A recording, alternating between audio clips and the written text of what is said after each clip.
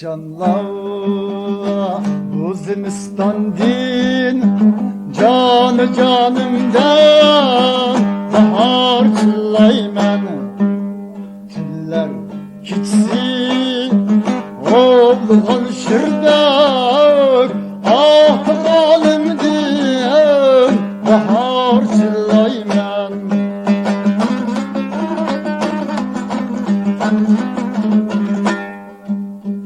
ne taktım da ne sevrim emdi kaynak bir kazan yüreğim emdi goya bir volkan dilegim emdi şu volkanımdin bahar çıllayman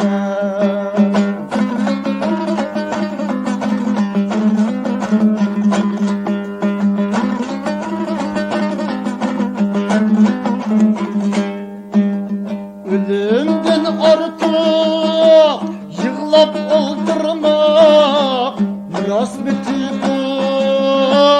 yaşlar aktızmak hainler işe baş egip durmak hak vicdanımdin bahar çıllayman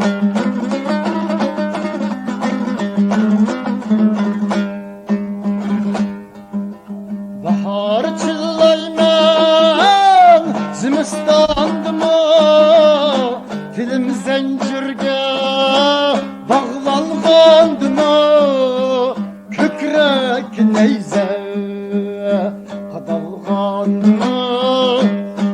sıkkınımdı bahar çıllayman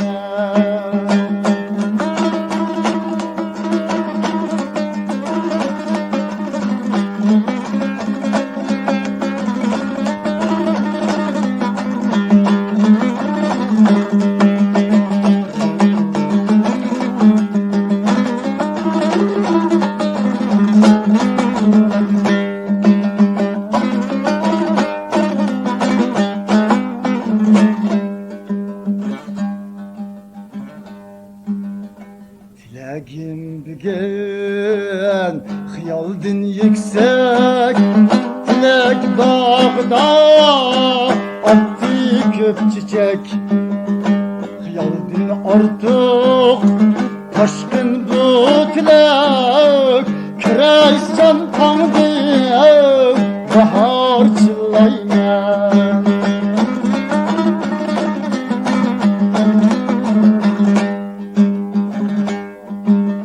bahar çıllayman, bahar çıllayman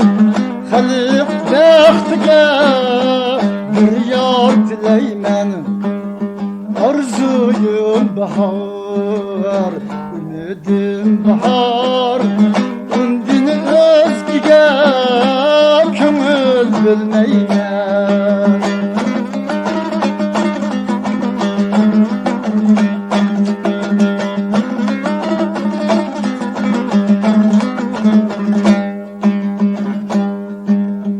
bahar çıllayman, bahar çıllayman Halik mumşu şuni keyleyman Babam mumana şuni getken Undin özginin içik suyeyman